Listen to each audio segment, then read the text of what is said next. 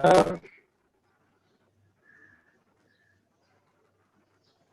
Hello sir. मित्रांनो, आज आपण इयत्ता 9वी मराठी विषयाचा अभ्यास करत आहोत.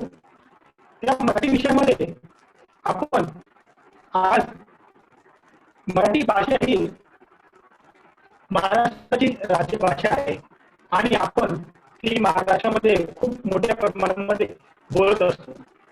ती भाषा आपण बोलत असताना अनेक प्रकारच्या शब्दाची, अनेक शब्द, अनेक वाक्य यांची आपण काटकसर करत असतो. म्हणजे जी काही भाषा आहे ती भाषा आपण साध्या आणि सोप्या पद्धतीने बोलण्याचा प्रयत्न करत असतो. म्हणून आपण जर उदाहरण पाहिलं तर चंद्राचा उदय म्हणजे हा एक मोठा शब्द आहे.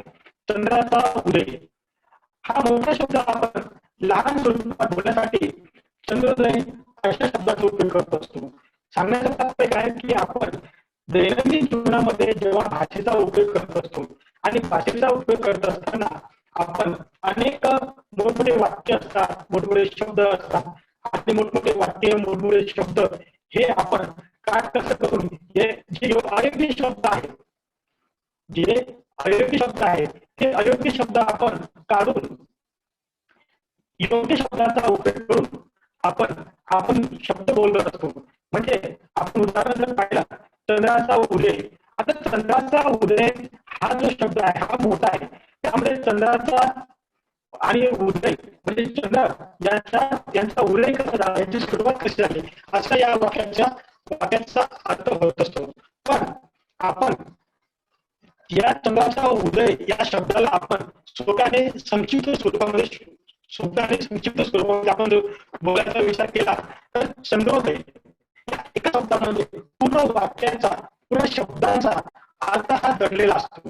म्हणून आपण आपल्या दैनंदिन जीवनामध्ये भाषेचा उपयोग करत असताना कोणत्याही मोठ्या शब्दाचा किंवा मोठ्या वाक्याचा आपण उपयोग करत नसून साधे आणि सोपे जे योग्य शब्द आहे, योग्य वाक्य आहे त्यांचा आपण उपयोग करत असतो. दुसरा म्हणजे मीठ भाकर या शब्दाचा उपयोग केला तर मीठ भाकर वगैरे असे अनेक अर्थ त्याचे निघतात. पण आपण साधा आणि सोपं गरीबांचं जेवण जर विचार केला तर आपण सांगतो की आम्ही काय जेवलो तर मीठ भाकर जेवलो. म्हणजे या मीठ भाकर या शब्दामध्ये एक व्यापक असा अर्थ, एक मोठा असा अर्थ दडलेला असतो. म्हणून आपण मीठ भाकर अशा छोट्या वाक्याचा, छोट्या छोट्या शब्दांचा उपयोग करत असतो.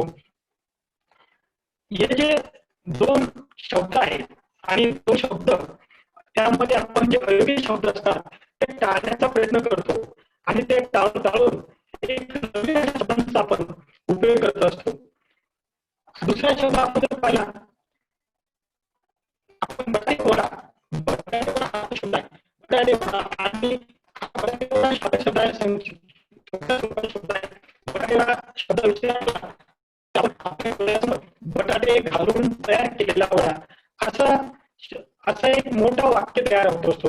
पण आपण बटाटा घालून तयार केलेला वडा असा न म्हणता आपण बटाटे वडा असं छोट्या वाक्यामध्ये आपण बोलत असतो. म्हणजे आपल्या दैनंदिन जीवनामध्ये आपण अशा छोट्या छोट्या वाक्यांचा भाषेमध्ये उपयोग करत असतो आणि या छोट्या छोट्या वाक्यांमध्ये एक व्यापक असा अर्थ दडलेला असतो. आज हम नवीनतम मराठी विषय की प्रयोग करने वाले हैं और ये मराठी विषय में हम जो भाषा है हमारे दैनंदिन जीवन में हम बहुत बड़े पैमाने में उसका उपयोग करते हैं और बहुत बड़े पैमाने में उपयोग करने के लिए हमारे भाषा में बहुत बड़े बड़े वाक्य रहते हैं. उस बड़े बड़े वाक्य हम लोग कभी कभी बोलना नहीं चाहते और बोलना नहीं चाहते इसलिए हम लोग उसका उपयोग छोटे छोटे वाक्य में करते. जिस प्रकार आलू डाल के बनाया हुआ वड़ा, यानी हम लोग आलू वड़ा कहेंगे उसको. मतलब अगर हम लोग ऐसे बोलेंगे कि आलू डाल के तैयार किया हुआ होता, यानी जो वाक्य है ये वाक्य बहुत बड़ा वाक्य बनता है। ये वाक्य बोलने के लिए समय ज्यादा जाता है और समय ज्यादा न जाए इसलिए हम लोग क्या करते हैं, एक छोटे छोटे वाक्य बनाते हैं। यानी आलू डाल के बनाया हुआ ऐसा न बोलते हुए हम लोग कहते हैं आलू वड़ा। दूसरा उदाहरण के तौर पर दूसरा शब्द देखेंगे हम लोग। दूसरा शब्द जो है गुल्ली डंडा, गुल्ली और डंडा, इसको हम लोग एक ही दो शब्द है, इसको हम लोग एक ही जगह मिलाते। तो अशा प्रकारचे शब्द आहेत, या शब्दांचा आपण दैनंदिन जीवनामध्ये उपयोग करतो। यासाठी सर्वात महत्वाचं म्हणजे आज आपण व्याकरणाचा जो भाग शिकणार आहोत, त्या व्याकरणाच्या भागामध्ये आपण आज समास या भाषा अभ्यासामध्ये समास या मुद्द्याचा, समाज या विभागाचा आपण अभ्यास करणार आहोत। तर विद्यार्थी मित्र, आज आपण जो आपल्या अभ्यासामध्ये समाज जो दिलेला आहे तो समाज आपल्याला 1 मार्कासाठी परीक्षेमध्ये विचारला जातो आणि त्यासाठी आज आपण समास हा भाग शिकणार आहोत। तर आज आपण प्रेझेंटेशनच्या द्वारे समास हा भाग शिकणार आहोत। आज हम जो पढ़ने वाले हैं, आज हम जो पढ़ने वाले हैं समाज मराठी में हम लोग समाज पढ़ने वाले हैं। और समाज में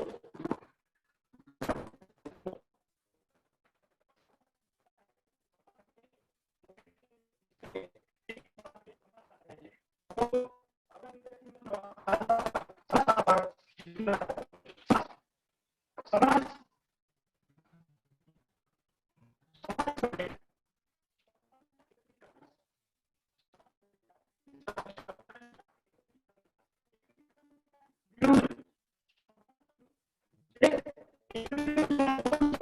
भाव आणि बळी हे 2 शब्द आहेत। भाव आणि बळी हे 2 शब्द आहेत आणि आपण या 2 शब्दांचा भाव आणि बळीचा बोलता भाव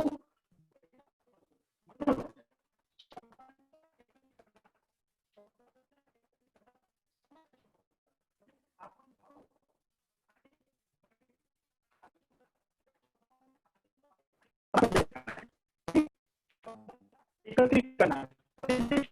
त्या शब्दांचा शब्द कोणते तर आपण पाहिलं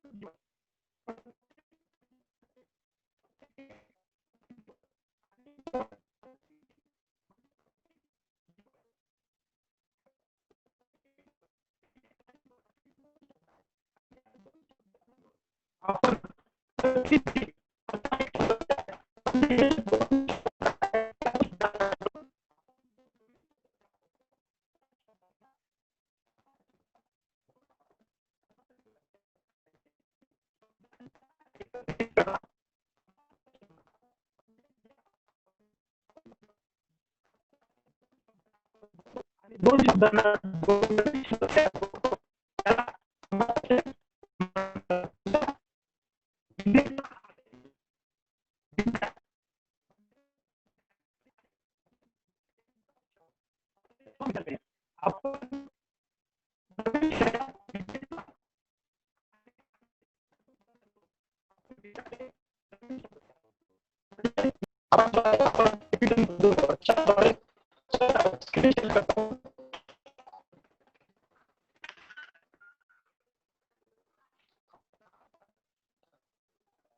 द्वारे आपण अभ्यासणार आहोत।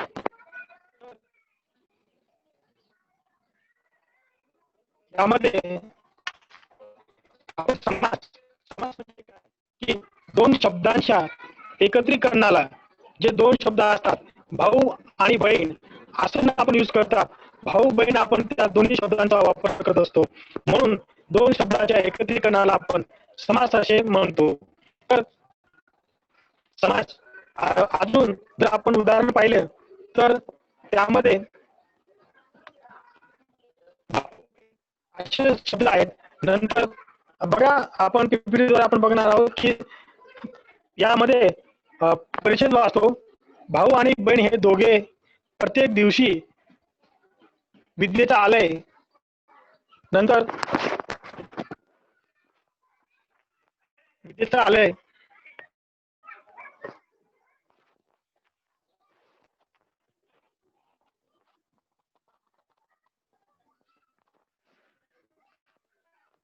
हे जे शब्द आहेत भाऊ बहीण विद्येचा आलय जाण्या अगोदर आणि त्यांचे उदर लंब आहे त्या देवाला नमस्कार करायला सांगते.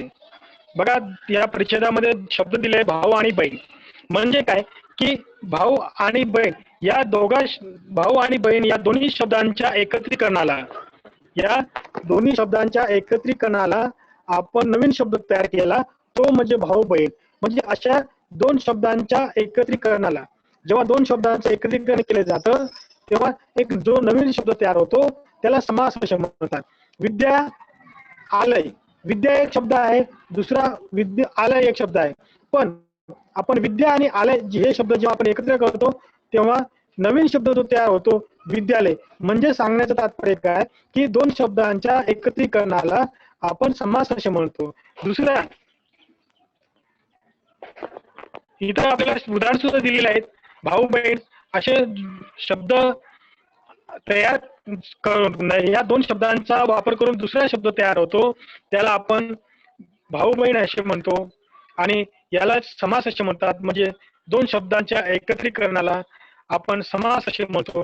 हे जे दोन शब्द आहेत बघा शब्दांचा काटकसर करून जोड शब्द तयार करण्याच्या प्रक्रियेला नवीन तयार केलेल्या जोड शब्दाला सामासिक शब्द असे म्हणतात.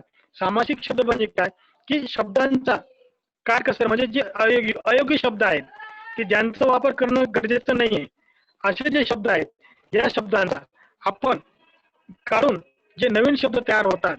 म्हणजे वरती आपण पाहिलं की इथं भाऊ आणि बहीण आहे पण आपण भाऊ आणि बहीण न म्हणता भाऊ बहीण म्हणतो. म्हणजे याच्यामधले जे आपण काटकसर करून आणि जो शब्द काढला आणि दोन शब्द नवीन जोडले म्हणून जो शब्द तयार झाला त्याला आपण भाऊ बहीण असे म्हणतो. प्रत्येक दिवशी दररोज म्हणजे काय प्रत्येक दिवशी दररोजची जर आपण विग्रह केला सामासिक शब्दांचा विग्रह केला तर प्रत्येक दिवस असं त्याचा शब्द तयार होतो. पण आपण त्यांच्यामध्ये प्रत्येक दिवस हा शब्द काढून दररोज हा नवीन शब्द तयार करतो म्हणून याला सुद्धा आपण जो नवीन शब्द तयार होतो त्याला सामासिक शब्द समास असे म्हणतो. नंतर आता याच्यामध्ये सगळ्यात महत्वाचं म्हणजे काय सामासिक शब्द म्हणजे काय. आपण आता समास म्हणजे काय पाहिलं. समास म्हणजे काय की दोन शब्दांना जोडून जो शब्दांच्या एकत्रीकरणाला आपण समास असे म्हटलं. हा एक महत्वाचा पॉईंट झाला.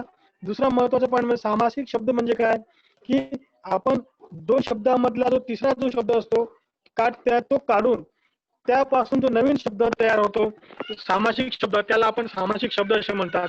म्हणजे ज्यांचे उदर लंब आहे म्हणजे ज्यांचं पोट लांब आहे आपण त्याला लंबोदर असे म्हणतो.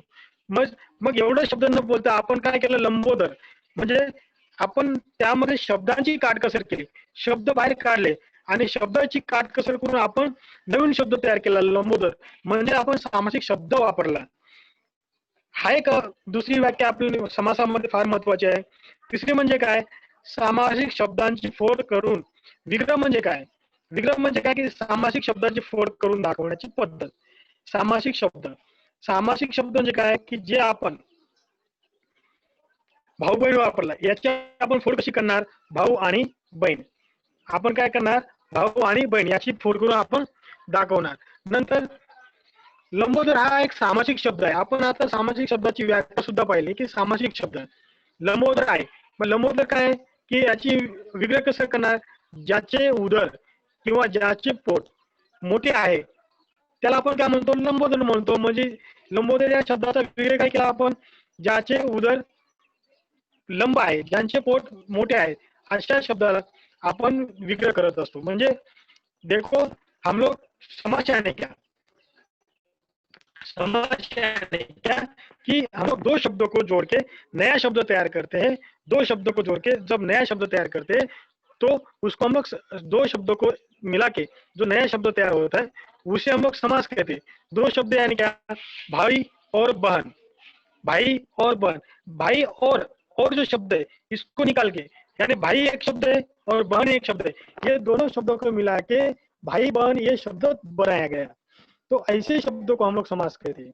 दूसरा क्या कि दूसरा शब्द क्या है, विद्या, विद्यालय, विद्यालय, यानी जिस जगह हम लोग विद्या ज्ञान प्राप्त करते हैं वो जगह विद्यालय। तो हम लोग उसको क्या कहते हैं, विद्या का आलय नहीं बोलते, विद्या आलय। ये दो शब्द है, इस दो शब्दों को तैयार करके हम लोग एक ये दो शब्दों को मिला के हमने विद्यालय शब्द बनाया।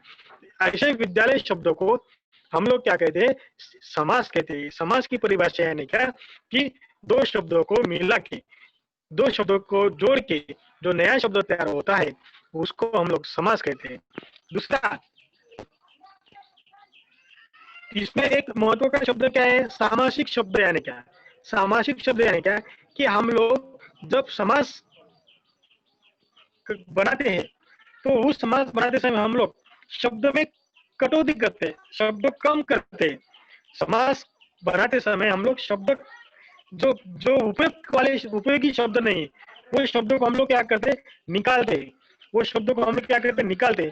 और निकालने के बाद जो नया शब्द तैयार होता है, निकालने के बाद जो नया शब्द तैयार होता है उसको हम लोग सामासिक शब्द कहते हैं।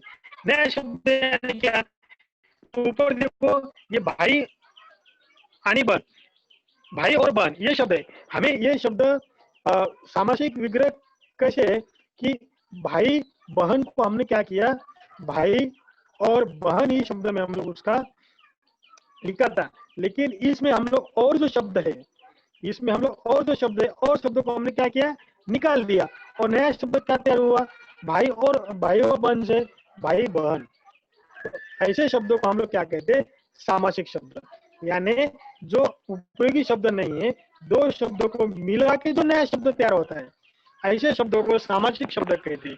जिस प्रकार भाई और बहन में और जो शब्द है निकाल दिया और भाई बहन शब्द तैयार हुआ। हर दिन, हर दिन, हर दिन में क्या है, हर दिन, हर दिन में हमने दिन, हर और दिन, इसमें जो हर दिन जो शब्द है उसमें हम लोग नया शब्द बनाए। हर दिन, विद्या आलय, ये जो शब्द है विद्या और आलय, ये दोनों शब्दों को दोनों शब्दों को मिला के और हमने निकाल दिया और विद्यालय बनाया। मतलब जिस शब्द में हम लोग जो उपयोगी शब्द नहीं है उस शब्द को हम लोग निकाल के उस पर प्रोसेस करके नया शब्द जो बनाते, ऐसे नए शब्दों को हम लोग सामासिक शब्द कहते हैं। इसमें तीसरा इंपॉर्टेंट बात क्या है कि सामासिक शब्द विग्रह यानी क्या, विग्रह यानी क्या कि जिस शब्दों को हम लोग तो तोड़ तोड़ के बनाते हैं, तोड़ तोड़ के बनाते हैं उसको हम क्या कहते हैं, विग्रह कहते हैं। विग्रह यानी क्या कि देखो भाई, भाई बहन, भाई बहन का हम लोग विग्रह कैसे करेंगे, भाई और बहन, भाई बहन का विग्रह कैसे करेंगे, भाई और बहन। ऐसे शब्द है, ऐसे शब्दों को हम लोग क्या कहते हैं, विग्रह कहते हैं। ये समास में जो तीन परिभाषा है, पहिली समासामध्ये पहिली काय की समासामध्ये पहिला असं आहे की दोन शब्दाच्या एकत्रीकरणाला समास असे म्हणतात। दो शब्दों को मिला के बनाया हुआ शब्दों को समास कहते हैं। और दो शब्दों में जो कम करके जो नया शब्द बनता है उसको सामासिक शब्द कहते हैं। और सामासिक शब्दों को हम लोग विग्रह करके सामासिक शब्दों को और शब्द डाल के जो तैयार करते हैं उसको विग्रह कहते हैं। और अभी हम लोग जो है समासाचे प्रकार बघा, इयत्ता नववीमध्ये समासाचे प्रकार दोनच आहेत, एक अव्ययभावी समास आणि द्वंद्व समास। म्हणजे आपल्याला परीक्षा में दोनों समास विचारे जाना है। हमको एग्जाम में दो ही समास पूछने वाले, अव्ययभावी समास और द्वंद्व समास। अव्ययभावी समास ये एक ही है और द्वंद्व समास में जो है उसमें 3 प्रकार है। तो पहला जो है अव्ययभावी समास। अव्ययभावी समास में अगर हम लोग अव्ययभावी समास देखेंगे तो उसमें देखो ये नववी मध्ये आपल्याला अव्ययभावी समास आणि द्वंद्व समास असे दोन दिलेले आहेत। तर आपण आता अव्ययभावी समास म्हणजे काय हे बघणार आहोत। आणि अव्ययभावी समास म्हणजे काय की ज्या समासामध्ये पहिले पद महत्वाचे असते, ज्या समासामध्ये पहिले पद महत्वाचे असते त्या समासाला अव्ययभावी समास असे म्हणतात। इथं अव्ययभावी समासाची व्याख्या दिलेली आहे, पण मी तुम्हाला तोंडी सांगून टाकतो। अव्ययभावी समास म्हणजे काय की ज्या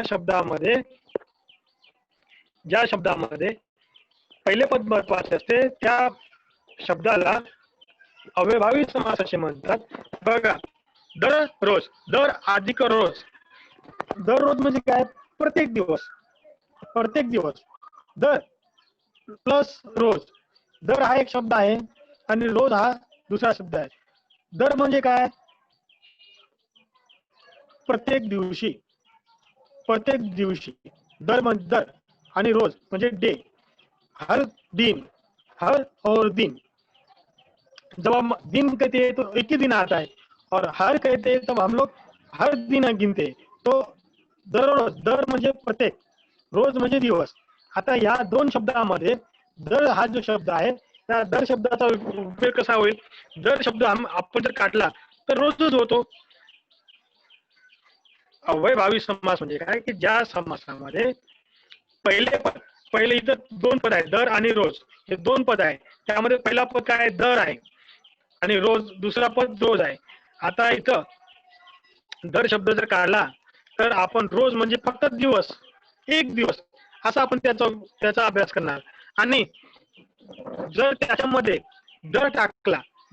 आपण दर टाकला तर प्रत्येक दिवस, प्रतिदिन असा त्याचा अर्थ होतो। म्हणून ज्या समासामध्ये पहिले पद महत्वाचे असते म्हणजे आपण दर हा शब्द काढू शकत नाही, कारण दर शब्द काढला तर त्याचा दुसरा जो शब्द आहे रोज आहे, या दुसरा शब्द फक्त रोज शब्द असल्या कारणाने त्याला आपण फक्त दिवस असंच म्हणणार। पण दररोज, दर प्लस रोज म्हणजे प्रत्येक दिन, प्रति दिवस। यानी हम लोग अगर विचार करेंगे कि अव्ययभावी समास यानी क्या कि जिस समास में पहला पद यानी कि यहाँ 2 पद है, उदाहरण हर दिन, हर एक पद है और दिन एक पद है। अगर जिस समाज में पहला पद इंपॉर्टेंट होता है उसे हम लोग अव्ययभावी समास कहते हैं। पहला पद यानी क्या कि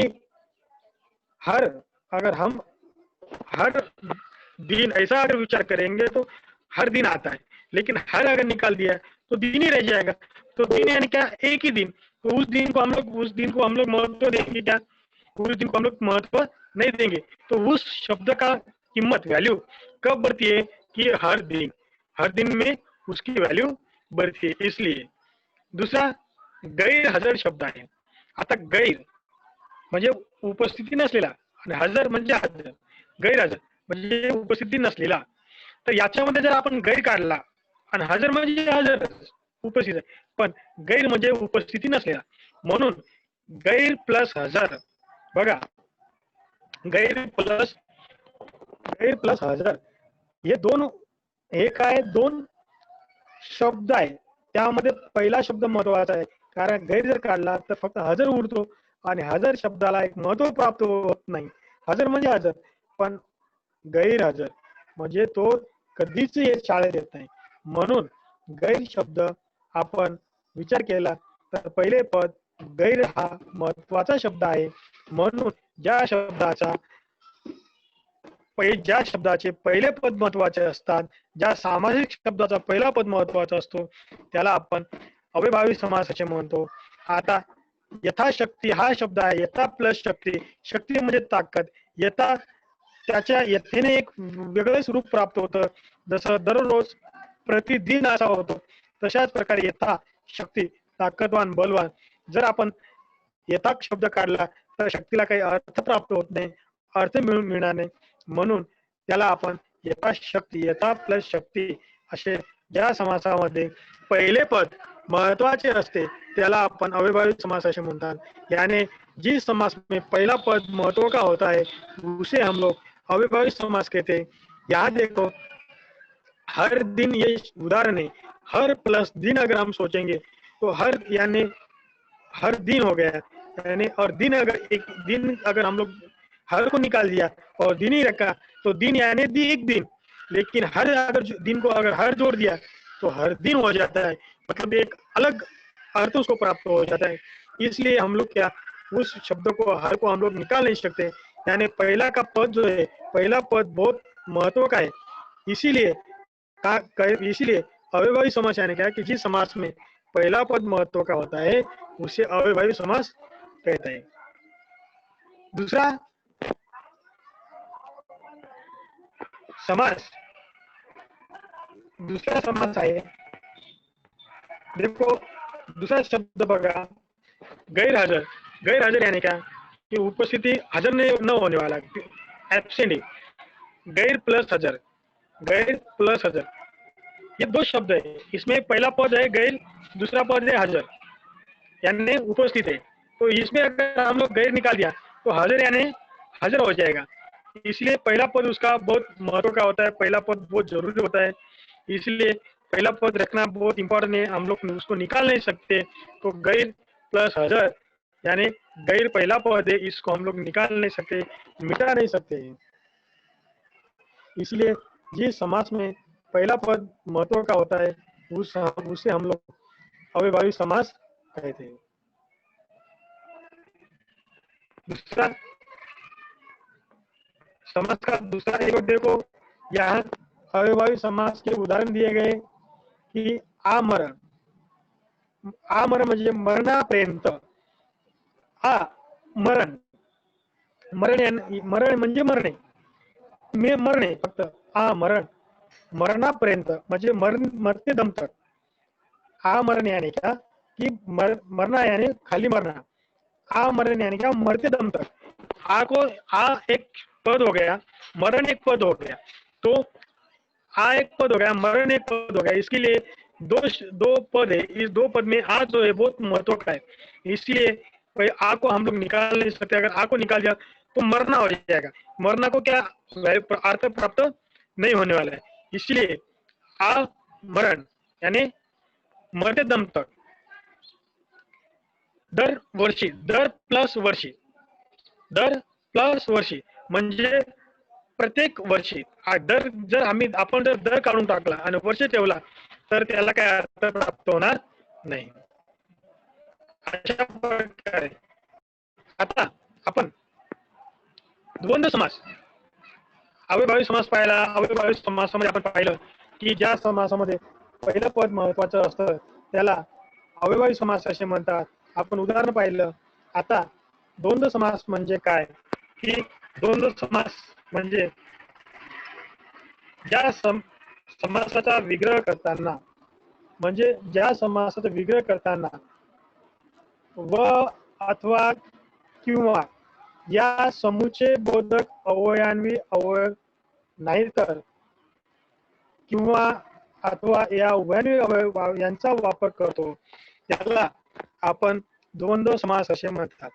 द्वंद्व समास यानी क्या कि जिस समास का हम लोग विग्रह करते समय आणि व अथवा किंवा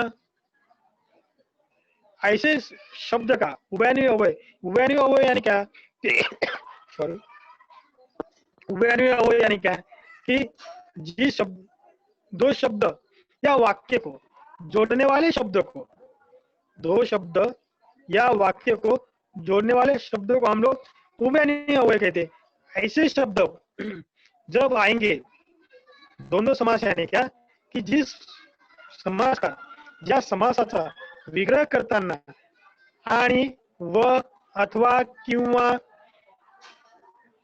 नाहीतर अशा उभयन्वी अवयवांचा उपयोग केला जातो त्या समासाला द्वंद्व समास असे म्हणतात। जिस समास का विग्रह करते समय हम लोग जिस समास का विग्रह करते समय हम लोग आणि व अथवा किंवा इस शब्द का उपयोग करते हैं उस समास को हम लोग द्वंद्व समास कसे कहते हैं। द्वंद्व समास के प्रकार है तीन है। द्वंद्व समास के तीन प्रकार है। इतरेतर द्वंद्व समास, वैकल्पिक द्वंद्व समास, समार्थ द्वंद्व समास। तो मित्रों हम समास के ये जो तीन प्रकार है वो हम अगले पीरियड में देखेंगे। तो आपको अगर मैंने आज आपको पढ़ाया अवयव भावी समास, समास की परिभाषा बताया, समासाची परिभाषा मी तुम्हाला सांगितली। दोन शब्दाच्या एकत्रीकरणाला आपण समास असे म्हणतो। नंतर दोन शब्दाच्या एकत्रीकरणाला आपण समास असे म्हणतो। दोन शब्द म्हणजे काय, भाऊ आणि बहीण या दोन्ही शब्दांना मिळून एक भाऊ बहीण हा शब्द तयार झाला। या दोन्ही शब्दाच्या एकत्रीकरणाला ये दोन्ही शब्द को मिला के जो शब्द तैयार हुआ उसको भाई बहन का शब्द कहा गया। ऐसे को हम लोग समास कहते हैं। तो आज हम यही यहाँ तक हम लोग समास का पहला प्रकार पढ़ाया हूँ मैं और उसके उदाहरण में आपको बताया। अगर किसको समझ में नहीं आया होगा तो बताओ। सब स्पीकर ऑन करो।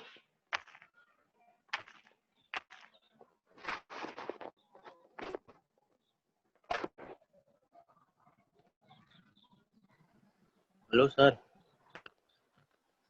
Hello sir.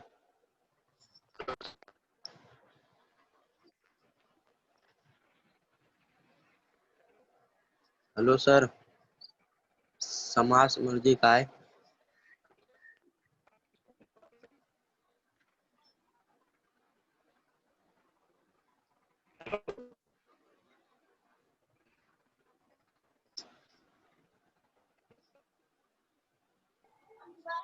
Hello sir.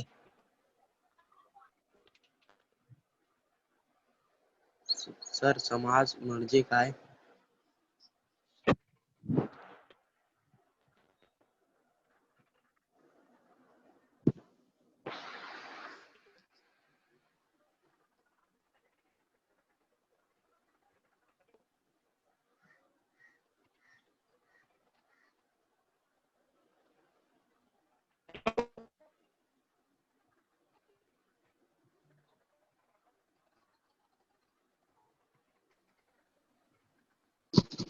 Sir आवाज नहीं आ रहा है।